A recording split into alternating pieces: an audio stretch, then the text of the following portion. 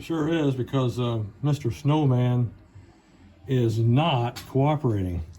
Mike Comtech coming to you here with another video. This is going to be a sequel to the Jingle Pals that I did just recently on repairing that motor. I wanted to go a little more in depth about how to take these apart and get to the inside where you need to be to look at things. This is another one that I had bought it like super cheap, like $6 or whatever it was. The battery box is good, but I have it wired up to the power supply right now. But the battery box was okay, it wasn't corroded. A lot of these have battery box problems because the batteries do sit vertically, and as everybody knows, gravity is always present. So if those batteries were left in there over time, the acid always goes downhill. So it always runs down the sides of the batteries. It gets down to the lower contact points, the two springs, and then the two solid pieces for the positives, and then the two springs that hit your negative side of the battery. Well, the springs usually are the ones that take the toll. I mean, it actually corrodes the spring completely off. It's amazing what that solution can do to metal over a long period of time. But what I want to do is, this one has never been opened, so I wanted to start and go from complete, take off the vest here, open up the back side, get to the mechanism, and do that. So that's what we shall do. On that last one I did a repair, I went ahead and cut the little thread here that sews the little vest together. But I think I'll just try to see if we can pull this thing over his head and then just lift this thing right off, and then all you got to do is slip it back on his arms, and then we're done. So I'm going to try that. And like I say, the sound box is good. The all the LEDs, the digitizer, the little button chip is good, or the bubble chip. So these all have a problem here. There's, like I said, there's tons of them on eBay, but my gosh, hardly any of them work. It's very rare you see one that works, and the percentage is pretty high that these fail. Some of them don't swivel, and this one doesn't bob up and down and go back and forth. And then, of course, the swivel comes at the very last song. But anywho, so let's just try to. If you're squeamish, turn away. But I'm going to try to tuck this up and bring this right over his head, just like that, and then we'll pull the arms out. This will be a whole lot easier, and it will retain the shape of the little vest here. So that's it. So now we can spin it around, and I'm going to disconnect it from the power and spin him around here so we can get back to right here. I want to get this forward. So right here is where we need to be. There's the factory stitch that holds the back. And there are 4 screws. There's one screw hole right there. There's the other one. There's the 2 upper screws, and then there's one right down here. There's 2 more right here, just like what you saw in the other one. So what we're going to do, we got to get here. We got to get past that little mesh cheesecloth there. I got to run to the other bench just a sec and get my other screwdriver. And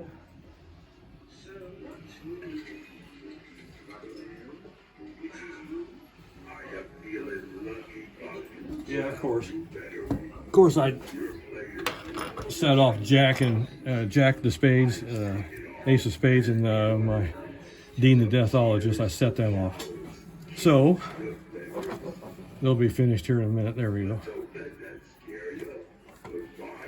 So there is another stitch. This is the bottom stitch. We won't mess with that because that's what is secured to the little gift box here. And so right in here, I like to start, and so I've got my seam ripper, and we can start, got you in frame here, start this cut this up a little bit right here. It's a little tricky to get started, but just take your time. Should be able to do it. And we can get this to cut and break loose right here. There we go. So now we've got a start. So there, that is it. And then I'll leave this connected here, because when I pull that apart, I don't want that to pull any of this stitching, this stitching here or this stitching out. So we're going to go straight up. And if I can find that little bit of trying to find my little thread, here it is, right here. We'll take that, and now we can probably be able to pull it. Now, you see that thread pop right there? That little piece of thread, that's the stuff these stitched together with. Now I can just take it and just kind of separate each layer here and just keep working my way up. So all they did was just like a, I don't know, I guess, I'm not a seamstress, but I guess that would be like a cross stitching of some kind, but it's real easy to put back together. And actually how I sealed up the other one, I didn't reuse the thread, because some of that's kind of, what I did was when I put him back together, I laid a seam in and just put a little bit at a time, a small bead of hot glue, and just overlaid that, and then put my finger on it, and makes a nice looking seam again, instead of having to stitch it. If you didn't want to stitch it, if you want to stitch it, fine. You just start with some of this heavy. It's not really nylon, but it's like a heavier cloth filament thread there. And I usually go about up to the bow tie right here, and you have to stop. Now here's that cheesecloth, and you'll have a little bit of polyfill in here too. Just a little bit of polyfill that makes him nice and plump. And then we have this little cheesecloth area. Let me pull him forward. I got a little too close to the camera. And actually, you really don't have to cut it. You can pull it forward if you can find a gap. If not, then go ahead and make you a little incision, like right here where this is gapped. Like right here. See where that's stitched right here? We can make a little incision right down here below, because we got to get below these screws. And this is a really sharp seam ripper. So it doesn't take much to do the job with this. So then we can just kind of work our way right up that. Sorry about that. I get back in frame here. It's always easy. Get back, and then we just take it right up like that. And then here is where we got to go. There is a shot of the 4 screws that we need to take out. And then I can hear the motor running on this one. So the motor actually runs. On the one I did previously, the motor didn't do anything. It was completely open circuit, and that's the one I was telling you about. All the dried grease inside the motor was holding the brushes away from the commutator. What kind of screw? Yeah, okay. I'm gonna say they didn't use the, and we're going to talk about a special driver that takes these apart. Here, you just have regular Phillips screws right here. But there's a 3mm tri-blade or a tri-wing driver that will, if you're going to take the back of the piano off, which I have already, you'll need a 3mm tri-wing driver, and you can get those on Amazon. But very important, they are 3mm. So these little screws, let me show you here. Maybe I can get one to focus. If you can capture, probably right there, you can see it. You should be able to see that really good right there. But there's 3 sides to that screw, and that you can't use anything in there unless you have a like a 3-sided in that position. So it's almost like a Y, or like a well, not quite like a Y, but like a 3-point and it's called a tri-wing, I believe the driver is, but very importantly, it's 3 millimeters. That's the driver you would need.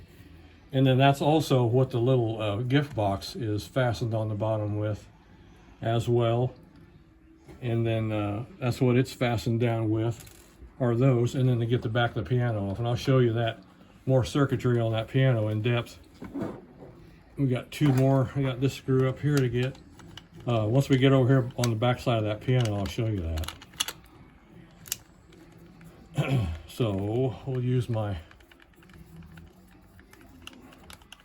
magnetic screwdriver to pull these out. So we'll set those screws aside, and then we'll get the bottom one here.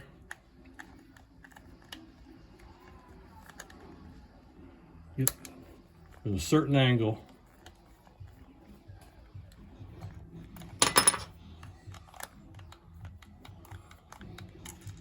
And there's the third one. And then, so it really doesn't take that long to get into it. I mean, and it kind of helps since I've done one before, I kind of know what I'm expecting. I know what's there, no surprises.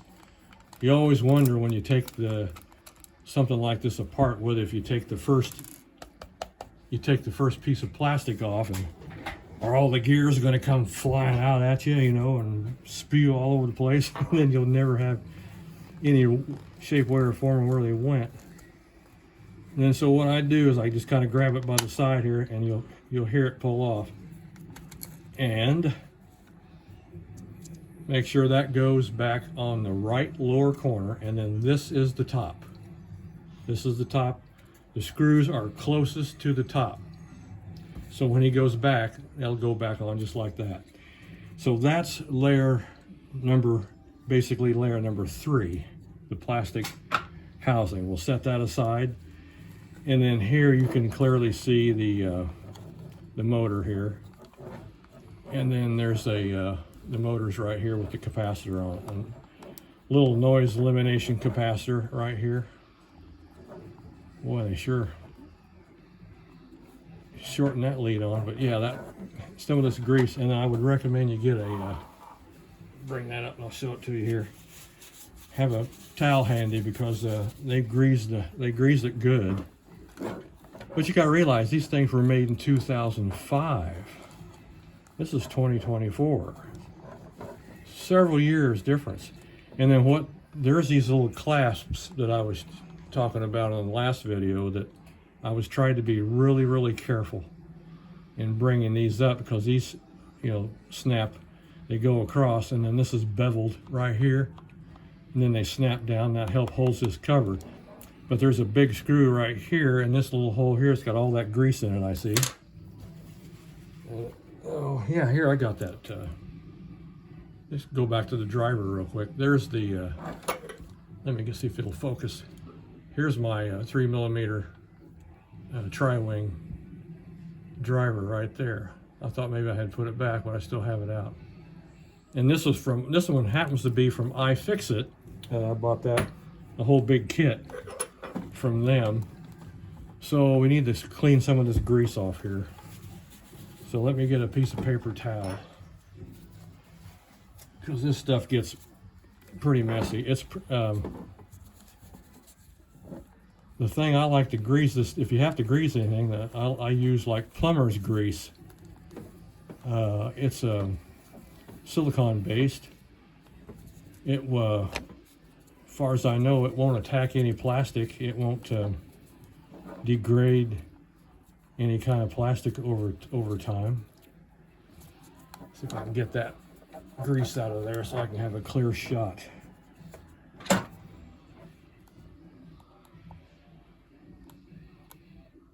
This grease is still pretty pliable. Okay, now there's a screw. There's a screw down in there too. But like I said, these 2 clips here, I'm going to try to be very careful with that one. So here's one of the pivot points right here. This is a stationary background, and then his head bobs up and down, and that's part of this pivot point right here. When he goes when it goes, actually rocks back and forth, the gear will bring it back forth and it pivots here. So that this is a back plane for that. So let's see if we have any luck popping this one off.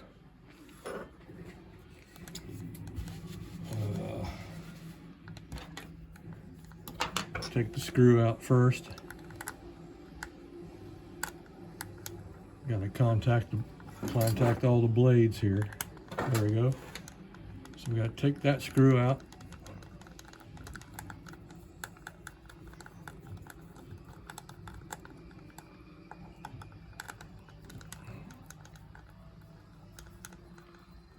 So basically, I put the other one back together with these two snaps broken on top here. These two guys. This one screw is kind of centrally located, so it should pretty much hold it, and that's not going to come out of there because I can tell it's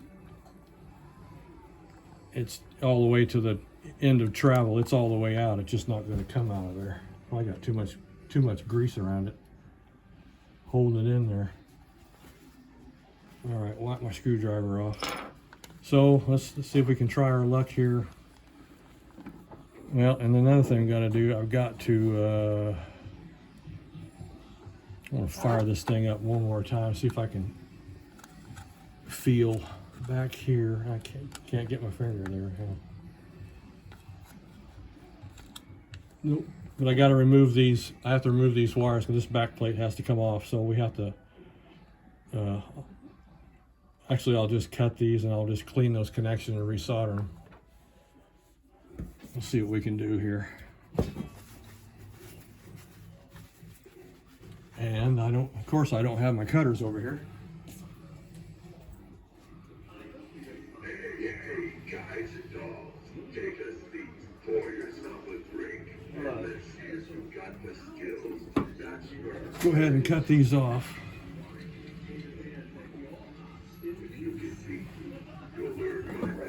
Like I said, this little noise reduction capacitor usually have plenty of lead there. I can pull some slack, but we have to get rid of this connection so I can pull the back off.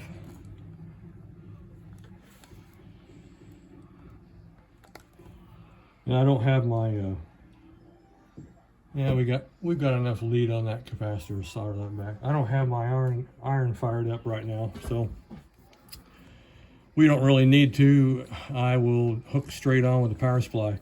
So the green wire goes on the top terminal, and this kind of a orange pinkish colored wire goes on the bottom. Of course, that's evident because you've only got two different lengths.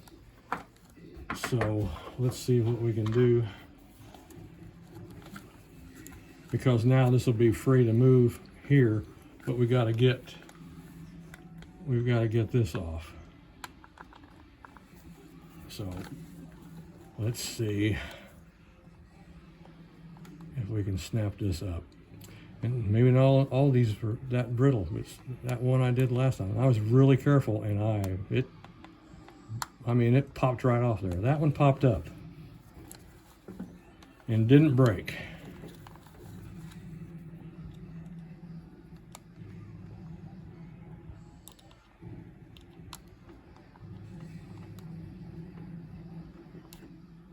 If I get that started just barely underneath there, there that goes. If you hear that little click, then you've got it started.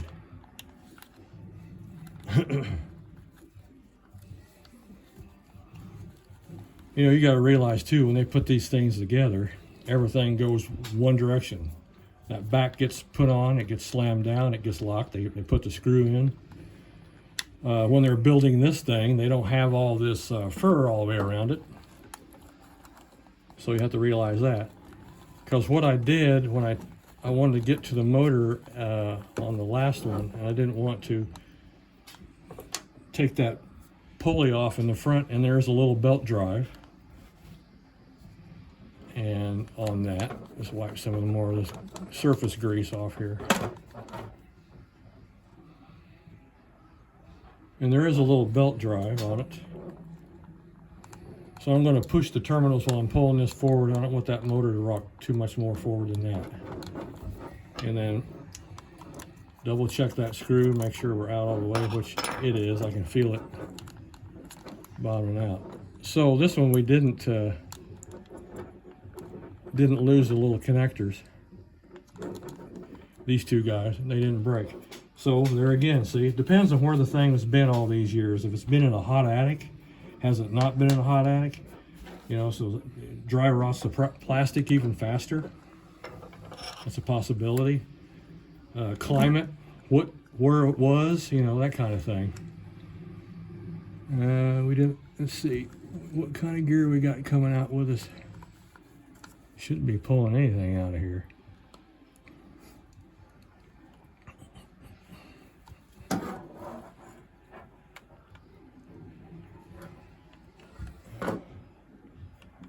And there's a crown gear here. It's giving me issues.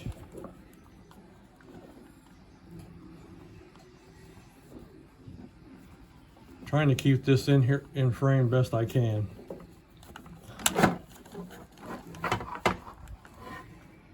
There, see that gear right here, that crown gear right here?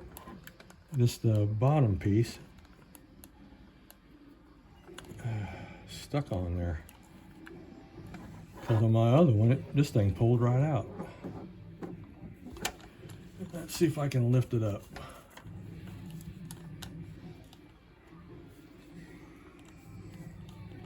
Because actually that's what, this gearing right here is what actually flips him over when he turns to the clockwise. Well, that's odd. That gear is actually,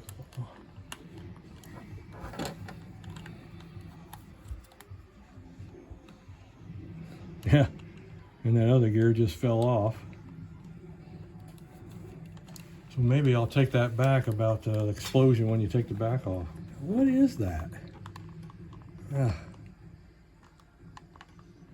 See, that should just come off.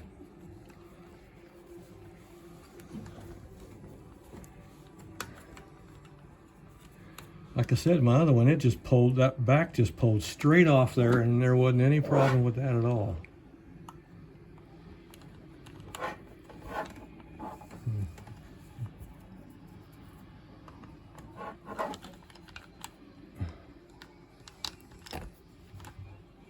It almost acts like the shaft's going right up through the back. Let's pull this back. Let's put this back on here better. This is slopping all around on me too. Put that back down. Put that back of that piano on better. Gee whiz, that is something. What is the deal? And that's where those two darn switches are too. There's two leaf switches in here. Okay, yeah, see, that should have just came right, finally it did. Because there's right here, there's nothing holding that. That should just pull out. But we lost this crown gear, needs to be back here, and then there is a little cam that fits down inside here. Greasy. Right here, this is how he pivots. So now I got this other gear right here, and that gear came right off. Doesn't look split. That's a good thing. So we need to put that back on. And it was like, I think this rides on there, because actually that shaft has to slide. So this just rides on there, I guess, because that sure didn't act like it was. I don't see any crack in it. Sometimes these things will split. I don't see any crack. Let's see, where's the other leaf switch writing here? Okay, so I got that little thing back in place. And there are, like I said, there are two leaf switches. Right there's one of them. Grease. Here's one of them right here, and it's mounted solid in place, but that little leaf switch, that's what tells the controller where this little guy is. And I was trying to see if I can, the other one's back, the other leaf switch way down in the back there. So I don't think it sprung anything. And that needs to be down in that hole, and that fits back in that shaft. Had so darn much grease on it, I think it just finally, it pulled out with that back. Anyway, now let's see if I can get my finger around the front.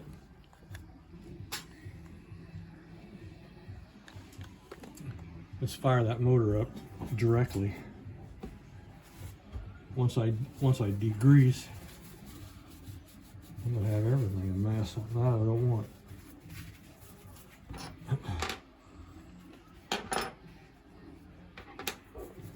Okay, let's run that motor direct. So on the power supply, I've got dialed up about 5.8, and this thing runs on, from the battery, it runs about 5.7. Set that thing clear out of the way and make sure I don't have any gunk there. So let's hook it direct and see what we can get out of it. I don't know if it's going to move. And then of course, and the other trick is on this is the motor runs, I do believe when I tested that one was the positive on top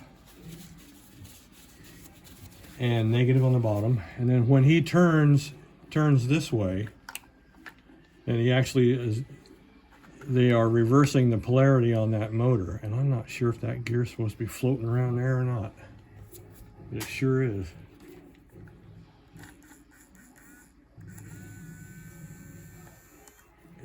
And we go in reverse.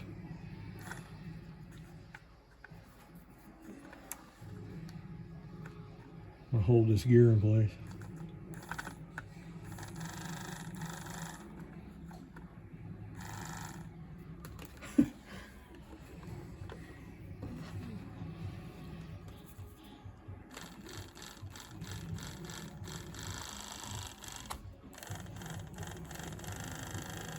Well, the belt seems to be, see that one gear turning, so that's reverse. But see, what I'm thinking here is that pulley is, or this little gear is slipping. I don't believe, yeah. And then it's jammed up because I can see where the motor is out torquing the belt at this point.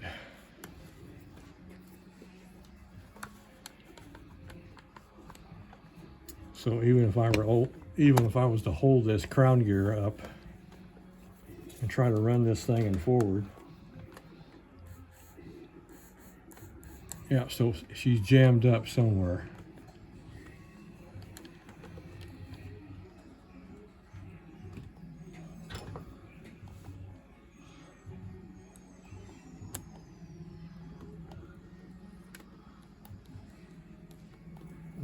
Felt something give there. It was in a good way, not a bad way. So which way is she going? Clockwise on that gear. So this gear goes clockwise.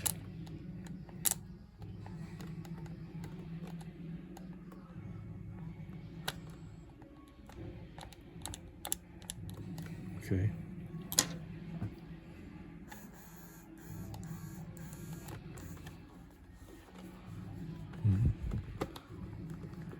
And this is pushed all the way in. It's trying to spin. There.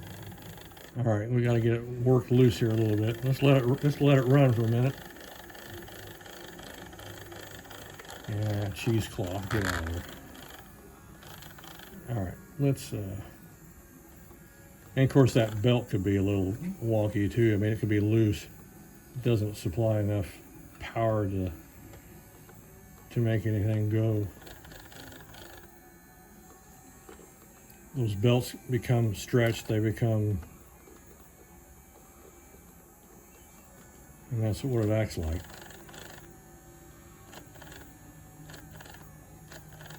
See, it starts and stops, but it won't keep going.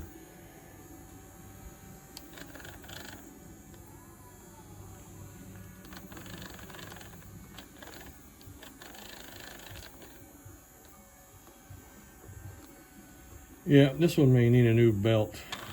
Yeah, because it'll run without the top part. If I disengage that, it'll run.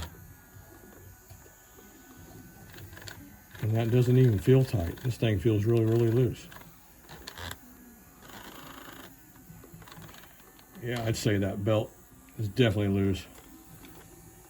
But anyway, it's not a wasted trip in here because I had to find out, well, what are we dealing with? Because a little bit of load on that stops it immediately. And then when this thing runs in reverse, so this is put negative on the top lead, and then that spins this the other direction, and then this little crown gear is supposed to engage and then be pushed out, and then this gear should be engaged here and then spin it the opposite direction, and then that will cause him to pivot. So this gear is slipping too, so apparently there could be it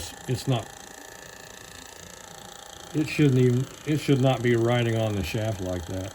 So anyway, may not fix it, but at least we know what makes it. I mean, you get a better idea now what's in here. And let's see if we can keep that forward. I'm going to temporarily put that back on. But yeah, this thing, that shouldn't be doing that on there. That should be pressed nice and solid on there. Well, let me wipe this thing off and see if I can see a split anywhere.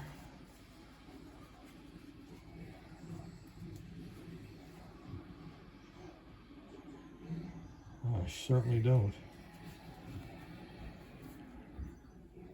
I don't see any split there. I'm looking at it from the light, reflecting off the light. I see no crack in there at all.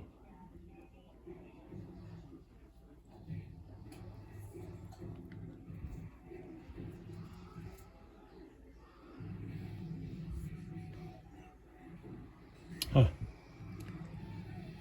Nope, I sure don't. But when it just sits on that shaft, it has to be driven. Otherwise, what's the use? It's not doing anything.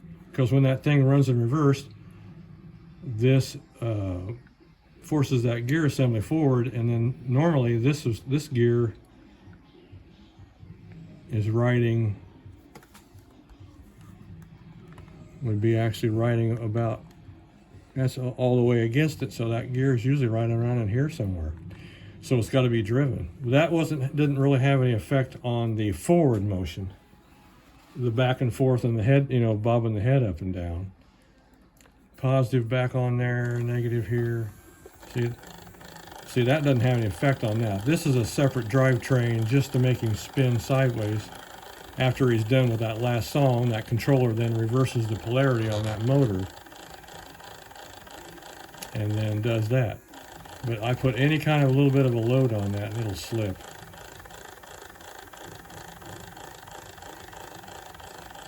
But here's a little cam here that rides in there, and that's when he would actually do this. It would move it back and forth.